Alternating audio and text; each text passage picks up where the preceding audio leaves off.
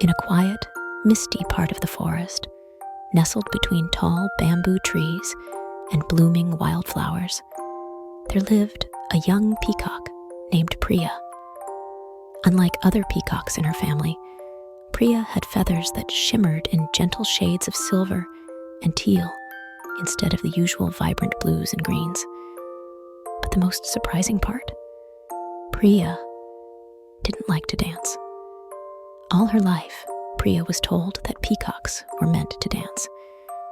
It was how they showed their beauty, their pride, their peacockness.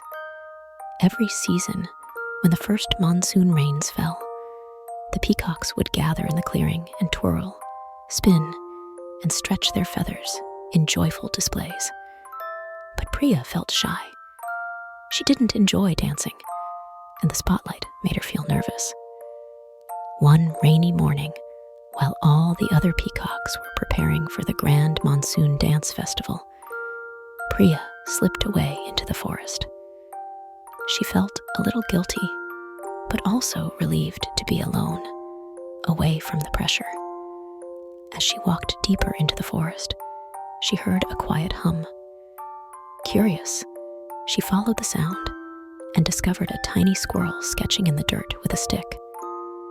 "What are you drawing?" Priya asked gently. Startled, the squirrel jumped up. "Oh, I didn't think anyone would come this far into the woods. I'm just designing a maze for my brothers to play in later." Priya smiled. "That's very creative." The squirrel introduced himself as Sammy.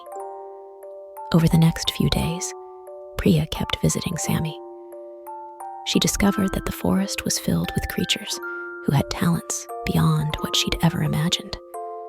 A mole who could carve patterns into tree bark, a turtle who made music by tapping on stones, and a shy deer who told the most wonderful stories.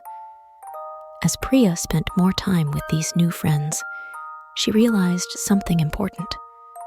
None of them were doing what their kind was supposed to do. And yet, they were all happy, curious, and true to themselves. One evening, a storm rolled in, and heavy rain started to flood the smaller paths in the forest. Many young animals who had gone out to play became trapped between rising puddles and slippery mud. Priya didn't hesitate. She dashed to the scene and, using her strong wings and quick thinking, helped guide the little ones to safety, shielding them from the rain with her long feathers and lifting them out of puddles. When the rain stopped, all the animals clapped and cheered for Priya. "You didn't dance at the festival," Sammy said, "but today you led with heart. That's even more beautiful." Later that week, when the peacocks held a special gathering to celebrate the forest's heroes, Priya stood proudly. Her feathers shimmered in the torchlight, not from performance, but from purpose. "I may not love dancing," she said gently, "but I do love helping others, exploring the forest and learning new things. And that's enough." From that day on, the peacocks no longer expected each other to be the same. They celebrated dancing, yes, but also drawing, storytelling, helping, and simply being yourself.